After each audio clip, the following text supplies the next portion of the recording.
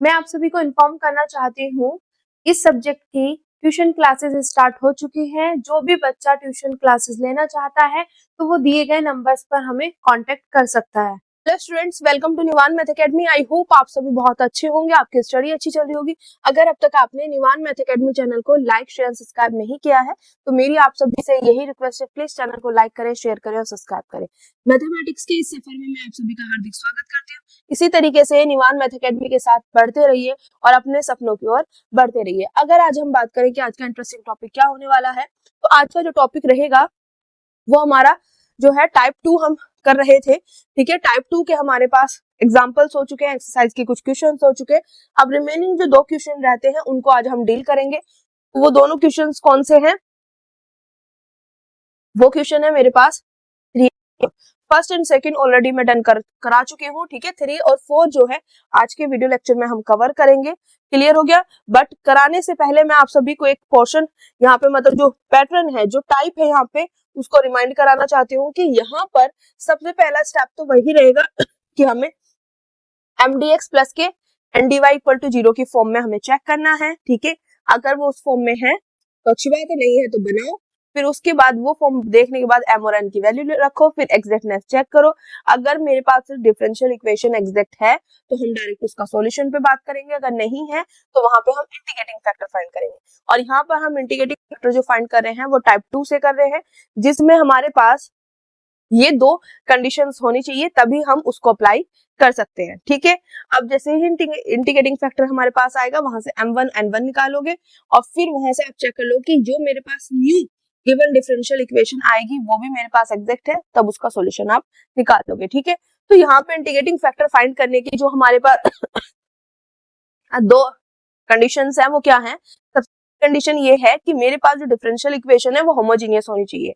दूसरा ये है कि वहां से आपको mx प्लस के ny निकालना होगा और उसकी वैल्यू जो है नॉट इक्वल टू 0 आनी चाहिए। तब आप वहां पे इंटीग्रेटिंग फैक्टर ये लिखोगे 1 अपॉन mx प्लस के ny। ठीक है, एंड होमोजीनियस चेक करने के लिए कि होमोजीनियस है या नहीं, इसका पूरा का पूरा डिटेल में मैं आपको एक्सप्लेन कर चुकी हूँ। तो वहां पे होमोजीनियस अगर डिफरेंशियल इक्वेशन की हम बात कर रहे हैं तो उसके लिए हमें क्या चेक करना होगा कि m और n दोनों के दोनों होमोजीनियस फंक्शन होने चाहिए और सेम डिग्री के होने चाहिए। तो हमारा जो होमोजीनियस डिफरेंशियल इक्वेशन की जो डेफिनेशन है वहां से ये कवर हो जाएगा। ठीक है, तो हमें सिर्फ इतना चेक करना होता है, ये हमारे पास बनके आ जाता है। तो आई होप यहाँ तक का पूरा जो सफर है वो आपको अच्छे से समझ आया होगा। क्वेश्चन रहता है, थर्ड हो चुका, अब क्वेश्चन रहता है फोर्थ। ठीक है, तो फोर्थ क्वेश्चन करते हैं। तो फोर्थ क्वेश्चन में क्या, y square dx, 1 minute. Question number fourth क्या है मेरे पास? Y square dx, y square dx plus x square minus k x y minus k x y minus k y square dy equal to 0। ये मेरे पास क्या है, यहाँ पर मेरे पास क्वेश्चन है। ठीक है, क्लियर हो गया? ये है हमारा लास्ट क्वेश्चन इस एक्सरसाइज का और ये एक्सरसाइज फिनिश। अब यहाँ पे वही पूरा पैटर्न चलेगा जैसे हमने हर क्वेश्चन किया है। तो इसका अगर सॉल्यूशन करेंगे तो सॉल्यूशन में हमारे पास किस तरीके से आएगा इसका पार्ट, स्टेप नंबर फर्स्ट। ठीक है, here given differential equation is, क्या है मेरे पास given differential equation? Y square dx plus x square minus k x y minus k y square dy equal to 0। क्या ये मेरे पास mdx प्लस के ndy इक्वल टू 0 की फॉर्म में है? यस। तो देखो m dx plus n dy, तो आप लिख दोगे this is the form of it is the form of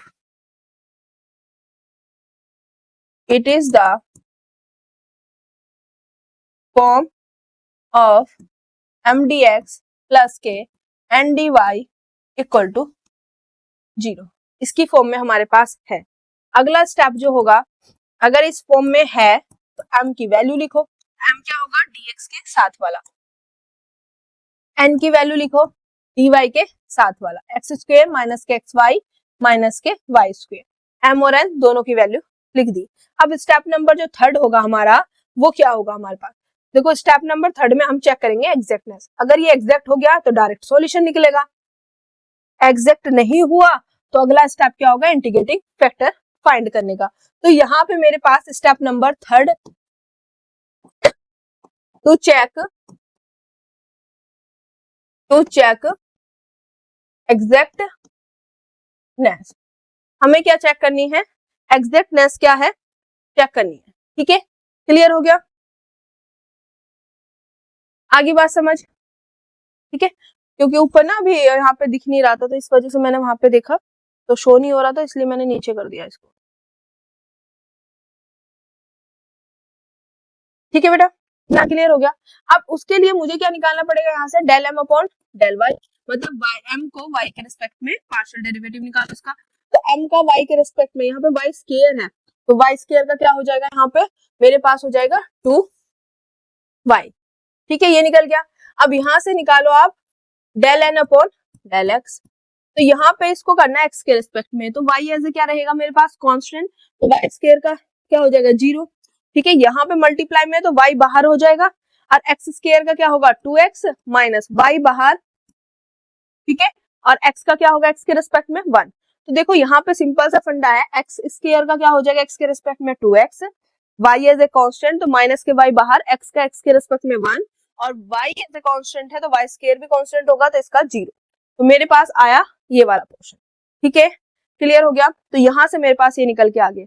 अब देखो दोनों इक्वल नहीं है तो यहाँ से क्या हो गया, नॉन एग्जैक्ट आ गया। तो आप यहाँ से लिख सकते हो del m upon del y not equal to del n upon del x. अब जब दोनों इक्वल नहीं है तो आप लिखोगे यहाँ पे non exact differential equation, non exact differential equation. अब जैसे ही नॉन एग्जैक्ट डिफरेंशियल इक्वेशन हुई तो आपका जो अगला स्टेप होगा वो होगा step number 4 to find the integrating factor. तो यहाँ से हम अगला जो स्टेप है वो अब फाइंड करने जा रहे हैं। तो यहाँ पे लिखोगे स्टेप नंबर 3 था वो, तो step number 4 to find integrating factor. यहाँ से मुझे फाइंड करना होगा इंटीग्रेटिंग फैक्टर। ये पता नहीं कैसे ऊपर का शो क्यों नहीं हो रहा। ठीक है, आगे बात समझ, इंटीग्रेटिंग फैक्टर मुझे यहाँ पे फाइंड करना है। अब इंटीग्रेटिंग फैक्टर देखो यहाँ पे हम कर रहे हैं टाइप 2 के हिसाब से। ठीक है, उसमें क्या चेक करना होता है, सबसे दो कंडीशन होती है वहां पे। पहली कंडीशन होती है कि मुझे चेक करना है यहाँ पे कि गिवन डिफरेंशियल इक्वेशन होमोजेनियस है कि नहीं है। तो यहाँ पे आप देखो टू चेक लिखो, to check given differential equation is homogeneous differential equation. क्या है, होमोजेनियस डिफरेंशियल इक्वेशन है। ये हमें क्या करना होगा, यहाँ पे चेक करना होगा। तो यहाँ पे चेक करने के लिए सबसे पहले हमने बताया था आपको, जब भी होमोजेनियस डिफरेंशियल इक्वेशन को चेक करना है तो आपको देखना होगा वहां पे क्या मेरे पास m होमोजेनियस फंक्शन है, n होमोजेनियस फंक्शन है। अगर दोनों होमोजेनियस फंक्शन है सेम डिग्री के तो हम कह सकते हैं कि ये मेरे पास होमोजेनियस डिफरेंशियल इक्वेशन होगी। तो मेरे पास m क्या है, जो कि क्या है एक्स वाई का फंक्शन। तो यहाँ पे m है मेरे पास y की पावर 2, तो यहाँ पे y की पावर 2 है वाई स्क्वायर। ठीक है, तो ये होगी मेरे पास। अब देखो यहाँ पे m x की जगह लैम्डा x, y की जगह लैम्डा y। तो यहाँ पे अगर आप रखोगे तो मेरे पास आएगा लैम्डा y का होल स्क्वायर, क्योंकि x तो यहाँ पे है ही नहीं है। तो लैम्डा स्क्वायर y स्क्वायर। अब lambda square as it is रहेगा, y स्क्वायर क्या है मेरे पास m एक्स वाई का फंक्शन। तो यहाँ पे मेरे पास आ गया। अब जब ऐसी कंडीशन आपकी आ जाए कि आप यहाँ पे x की जगह लैम्डा x रख रहे हो, y की जगह लैम्डा y रख रहे हो और यहाँ से लैम्डा बाहर निकल के आ रहा है, तो ये मेरे पास होमोजेनियस का होता है। तो यहाँ पे आप लिख सकते हो m is homogeneous function. m क्या हो गया मेरे पास, होमोजीनियस फंक्शन हो गया। और ऑफ डिग्री, कितने डिग्री का, ऑफ डिग्री जो लैम्डा की पावर होती है, तो यहाँ पे लैम्डा की पावर कितनी, 2, तो डिग्री 2 का। ये मेरे पास क्या हो गया, m क्या हो गया, होमोजीनियस। अब सेम ही हमें चेक करना है n के लिए कि क्या मेरे पास n होमोजीनियस है कि नहीं है। ठीक है, तो यहाँ पे अब चेक करेंगे हम n के लिए। तो यहाँ पे n एक्स वाई का फंक्शन है। ठीक है, क्या है मेरे पास n की वैल्यू है x square minus k x y, x square minus k x y, और यहाँ पर minus k y square, minus k y square. ये फिर से शो नहीं कर रहा ऊपर, पता नहीं क्या हो रहा है, कोई नहीं, थोड़ा नीचे कर लेंगे, यही होगा, है ना। तो ये मेरे पास यहाँ पे, अब मुझे यहाँ पे इसका होमोजीनियस चेक करना, तो लैम्डा एक्स लैम्डा वाई, तो मेरे पास क्या होगा, एक्स की जगह लैम्डा एक्स रखो, जहां भी एक्स है, वाई की जगह लैम्डा वाई रखो। ठीक है, मैंने ये पोर्शन यहाँ पर रख दिया। तो आई होप अब तो आपको शो हो रहा होगा सही से, क्योंकि वहां पे ना डिस्प्ले में पता चलता रहता है कि कितना शो हो रहा है, कितना विजिबल है। ठीक है, इतना क्लियर हो गया। अब यहाँ पे इसको मेरे को लिखने की जरूरत नहीं है बार बार, यहाँ पे lambda square x square minus base same तो power add lambda square x y minus k lambda square y square. तो यहाँ से अगर मैं लैम्डा स्क्वायर सब में से कॉमन हो जाएगा, तो x square minus k x y minus k y square, यहाँ पे लैम्डा स्क्वायर। अब देखो ये क्या है, x square minus k x y minus k y square, ये है मेरे पास n। तो यहाँ से n lambda x lambda y. ठीक है, ये आ गया मेरे पास। तो यहाँ से हमारे पास देखो लैम्डा एक्स यहाँ पे लैम्डा वाई रखा, तो वो वहां से निकल के बाहर आ गया। तो यहाँ से हमारे पास क्या हो गया, n is homogeneous, homogeneous function, homogeneous function है ऑफ डिग्री कितने का, ऑफ डिग्री जो लैम्डा की पावर है 2। तो यहाँ पे देखो मेरे पास m भी होमोजीनियस फंक्शन है, n भी होमोजीनियस फंक्शन है, इसकी भी डिग्री 2 है, इसकी भी डिग्री 2 है, मेरे पास क्या आ रही है, सेम आ रही है, और दोनों के दोनों होमोजीनियस फंक्शन है। तो हम यहाँ पे कह सकते हैं हेंस या देयरफॉर हम कह सकते हैं कि हमारे पास गिवन डिफरेंशियल इक्वेशन जो यहाँ पर होगी, given differential equation is homogeneous, homogeneous differential equation होगी। तो मेरे पास यहाँ पर जो गिवन डिफरेंशियल इक्वेशन आ गई वो हो गई होमोजीनियस। तो पहला जो हमारे पास कंडीशन थी वो हमारी हो गई है। अब जो हमारी नेक्स्ट कंडीशन है, कंडीशन नंबर 2, कंडीशन नंबर 2 भी विजिबल नहीं है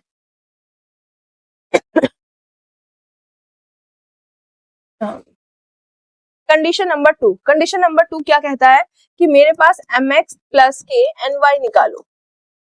ठीक है, तो मेरे को मतलब m को करना है x से मल्टीप्लाई, तो मेरे पास यहाँ पे m क्या है, m है मेरे पास y की पावर 2, तो इसको x से मल्टीप्लाई करना है, तो यहाँ पे हो जाएगा x y स्क्वायर, यही आ जाएगा। ठीक है, प्लस n क्या है मेरे पास, n में देख के लिख रही हूँ value, x square minus k x y minus k y square, यही है, हाँ, और यहाँ पे इसको मल्टीप्लाई करना है y से। ठीक है, तो देखो यहाँ पे x y square plus x square Y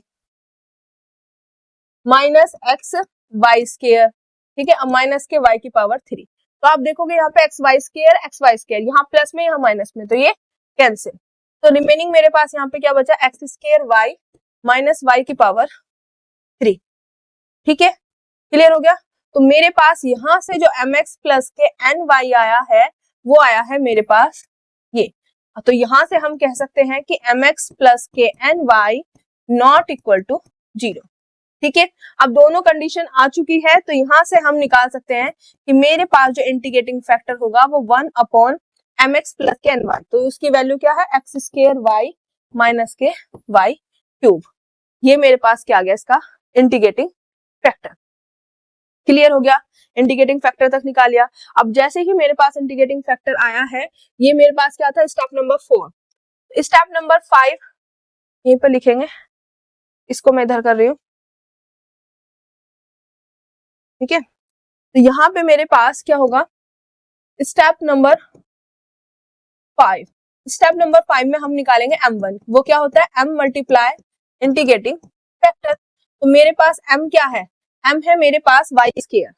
m क्या है मेरे पास, y स्क्वायर। तो यहाँ पे मैं करूंगी m की value y square, integrating factor जो होगा मेरे पास multiply 1 upon x square y minus के y क्यूब, ये होगा मेरे पास इंटीग्रेटिंग फैक्टर, ठीक है। अब यहाँ को सॉल्व करो, ठीक है। तो आप इस तरीके से y स्क्वायर है यहाँ पे, तो यहाँ से एक्स स्क्वायर माइनस के y स्क्वायर, देखो यहाँ पे y कॉमन ले लूंगी तो y स्क्वायर ही तो बचेगा, यहाँ पे आ गया मेरे पास y, यहाँ से देखो y मैंने ले लिया कॉमन। अब यहाँ से m की वैल्यू, एक y से y कैंसिल, तो y upon x square minus के y स्क्वायर, ये आ गया मेरे पास यहाँ पे m1, सॉरी m लिख रखा m1, ठीक है। n1 क्या होगा मेरे पास, n1 की वैल्यू मेरे पास क्या है, यहाँ से देख के लिख लेते हैं, एक्स स्क्वायर माइनस के, सॉरी पहले यहाँ पे वो लिखूं, n मल्टीप्लाई इंटीग्रेटिंग फैक्टर। तो n1 मेरे पास क्या आएगा, x square minus k x y minus k y square, और यहाँ पे अपॉन में 1 अपॉन आएगा, तो यहाँ पे मैं अपॉन में यहीं पे लिख रही हूँ। देखो इसमें से ना सीधा इंटीग्रेटिंग फैक्टर में से, यहाँ पर इंटीग्रेटिंग फैक्टर में से y कॉमन ले लो, तो मेरे पास क्या बचेगा, 1 upon x square minus k y square, और यहाँ पर y, ठीक है। ये आ जाएगा मेरे पास x square minus k y square, और y ले लिया मैंने बाहर, तो यहाँ पे वही लिखूंगा x square minus k y square, और यहाँ पर y बाहर, ठीक है। क्लियर हो गया, किसी को कोई दिक्कत। अब यहाँ पे इसको मैं थोड़ा सा सॉल्व करके यहाँ पे लिखूंगी, ठीक है, ध्यान से समझना। n1, अब देखो x square minus y square को एक साथ ले लो, x square minus k y square को मैंने ले लिया एक साथ, अब एक साथ लेके उसके डिवाइड में ये अलग, ये अलग, ठीक है। फिर माइनस के एक्स वाई बचा, उसके डिवाइड में ये अलग, ठीक है।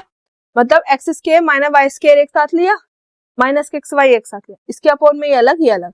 अब मेरे पास इससे ये वाला पोर्शन कैंसिल, यहाँ से y से ये कैंसिल, तो मेरे पास यहाँ पे अगर मैं बात करूं तो n1 की मेरे पास जो वैल्यू आई है वो क्या आई है, 1 अपॉन वाई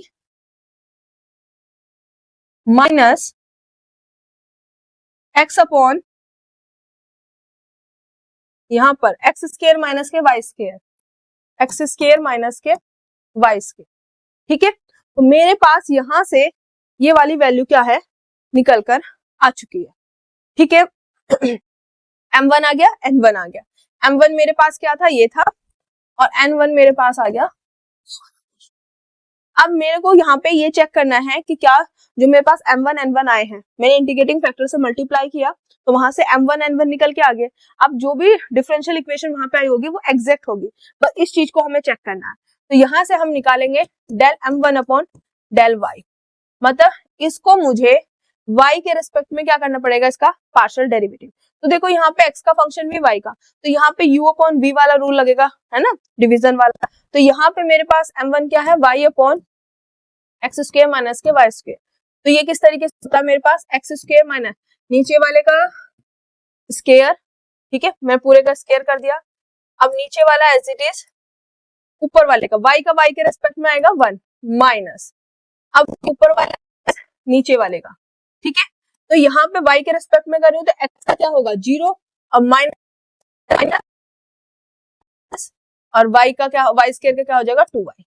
तो मेरे पास आ गया ये, ठीक है, u अपॉन v रूल लगाना है, ठीक है। तो यहाँ से मेरे पास आएगा del m1 upon del y।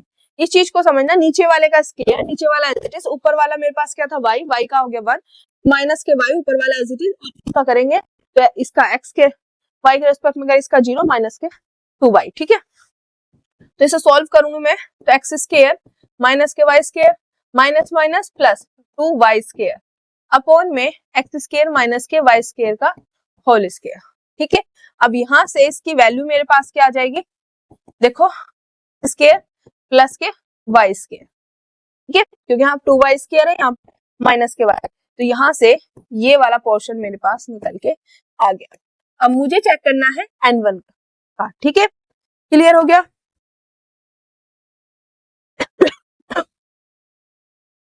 अब यहां से निकालना है मुझे del n1 upon del n। अब देखो n1 तो यहीं बैठा है, अब इसका x के रिस्पेक्ट में कर रही हूँ, तो ये y क्या होगा एज ए कांस्टेंट, तो पूरा का पूरा ये क्या हो गया मेरे पास 0, ठीक है। अब यहाँ पे देखो ऊपर भी x है नीचे भी x है, तो यहाँ पे u अपॉन v का रूल लगेगा, मतलब डिवीजन वाला, तो यहाँ पे माइनस साइन, तरीका क्या होगा, नीचे वाले का स्केयर, ठीक है, नीचे वाला एज इट इज बेटा, x का x के रिस्पेक्ट में 1 माइनस, ठीक है, अब यहाँ पे x एज इट इज नीचे वाला करो, x स्केयर का 2x हो जाएगा और y 0 होगा क्योंकि y as a constant treat होगा, तो यहां से मेरे पास आएगा दिस, ठीक है, क्लियर हो गया। अब इसको सॉल्व करके हम लिखेंगे इधर,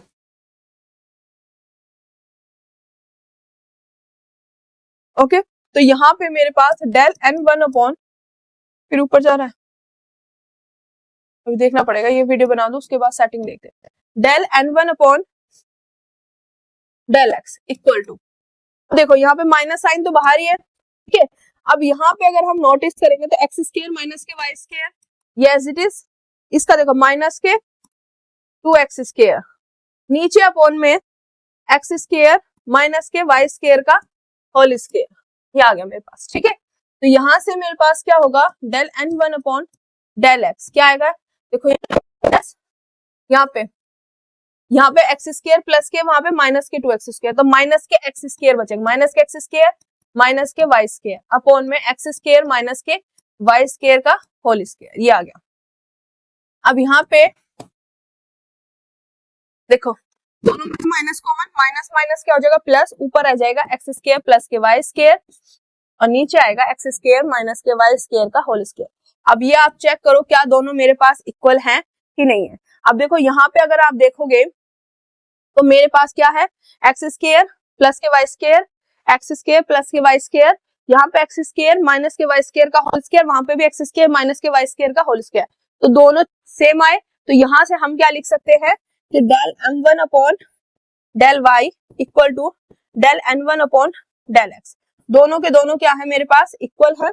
अब दोनों के दोनों इक्वल हैं तो हम कह सकते हैं m1 dx plus k n1 dy equal to 0 is exact differential equation, ये क्या होगी मेरे पास एग्जैक्ट डिफरेंशियल इक्वेशन। तो सिंपल सा फंडा है, देखो m1 n1 निकल के आगे, पर हमने यहाँ से श्योरिटी कर ली कि हमारा बिल्कुल परफेक्ट जा रहा है, बिल्कुल सही है हमारा आंसर अब तक जितना भी हमने सॉल्यूशन करा है, तो ये आ गया मेरे पास यहाँ पे, और यहाँ पे दोनों को देख तो दोनों इक्वल है, और ये सही बनी होगी, है ना, m1 dx plus k n1 dy, जहाँ m1 क्या है, क्योंकि हमारे पास जो भी m dx प्लस के n dy इक्वल टू 0, ये डिफरेंशियल इक्वेशन है, इंटीग्रेटिंग फैक्टर से मल्टीप्लाई करेंगे तो मेरे पास क्या हो जाएगा m और इंटीग्रेटिंग फैक्टर मिला के हमने बना दिया m1 n और इंटीग्रेटिंग फैक्टर मिला के बना दिया n1, ठीक है। तो वहां से हमने चेक कर लिया कि ये एग्जैक्ट है। अब जैसे ही एग्जैक्ट बनी तो स्टेप नंबर जो 6 होगा मेरे पास, स्टेप नंबर 6 मेरे पास होगा, इसका सॉल्यूशन मुझे फाइंड करना है, और यहाँ पर ये exercise finish. Step number 6 to find, थोड़ा सा नीचे, वो हाथ वहीं पे जा रहा है, पर टू फाइंड इट्स सॉल्यूशन, क्योंकि हमेशा ऊपर से ही लिखते थे ना, तो हाथ वहीं पे जा रहा है ऊपर की साइड ही, पर वहां पे अभी कैमरा थोड़ा सा वैसा हो गया होगा, तो जिसकी वजह से ऊपर वाला शो नहीं हो रहा है, यहीं तक शो हो रहा है, ठीक है। अब फाइंड, हमें इसका सॉल्यूशन फाइंड करना है। अब सॉल्यूशन के लिए वही m1 dx प्लस के terms in n1 not containing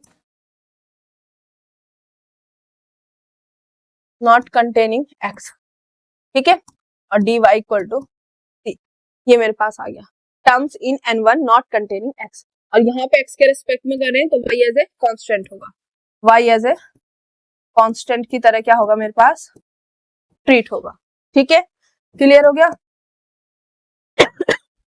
ये मेरे पास यहाँ पे आ गया। अब यहाँ पे आपको क्या रखना है, m1 की वैल्यू रखनी है। m1 क्या है मेरे पास, यहाँ से देख लेते हैं।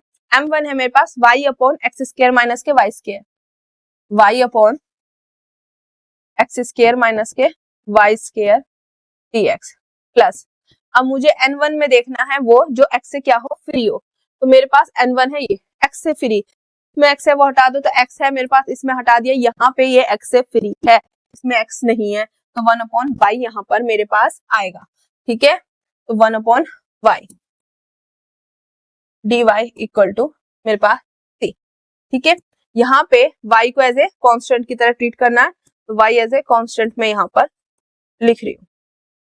ठीक है, क्लियर हो, किसी को कोई दिक्कत यहाँ तक? अब मेरे पास यहाँ से क्या होगा, देखो y as a constant treat होता है, y इंटीग्रेशन से बाहर, तो y इंटीग्रेशन से बाहर, यहाँ पे होगा 1 upon x square minus k y square dx, y as a constant की तरह यहाँ पर ट्रीट होगा।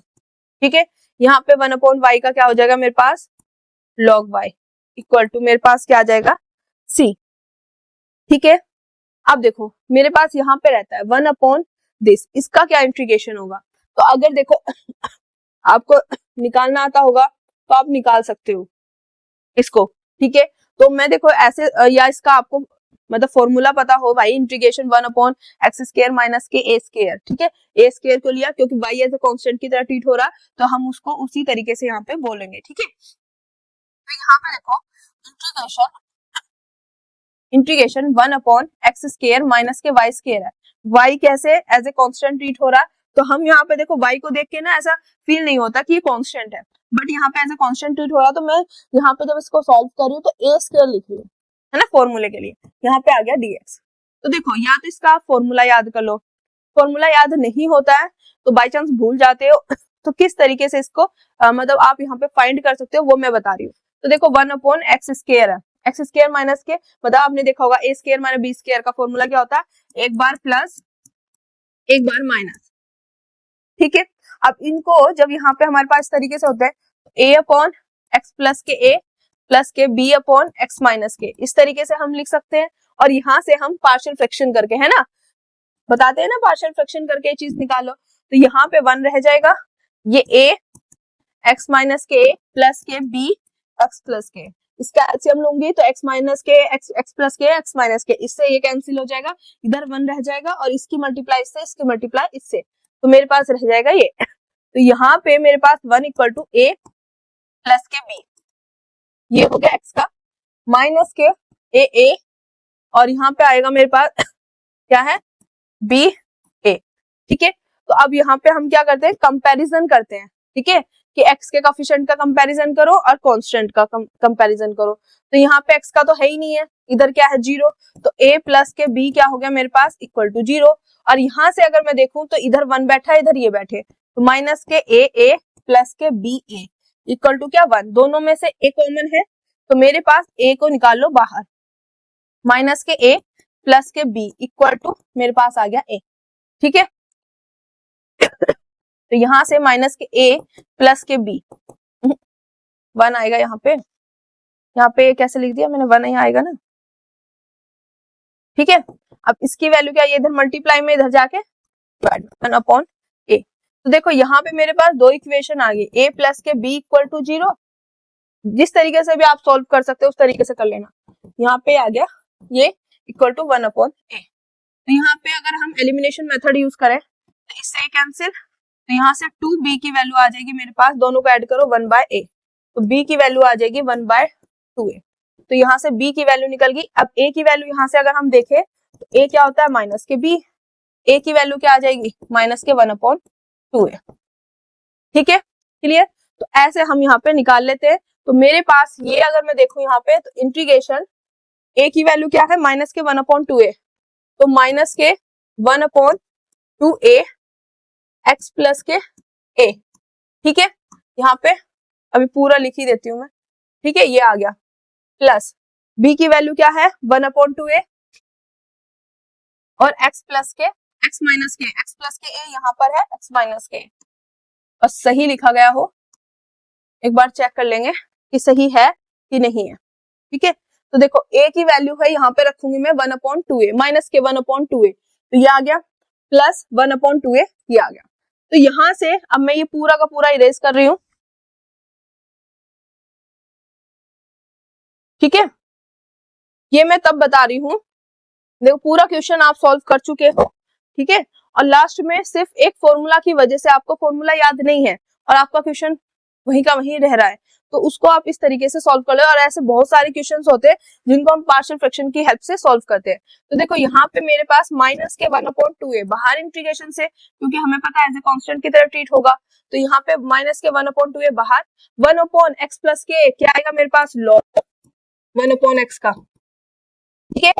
यहाँ पे प्लस के 1/2a इंटीग्रेशन से बाहर, इसका क्या आएगा मेरे पास, लॉग x माइनस के a, ये आ गया मेरे पास, ठीक है, क्लियर। और यहाँ से 1/2a बाहर ही ले लो, बाहर ले लिया। यहाँ पे रिमेनिंग मेरे पास क्या बचा, माइनस के लॉग x प्लस के a plus log x minus के a, यहाँ से 1/2a।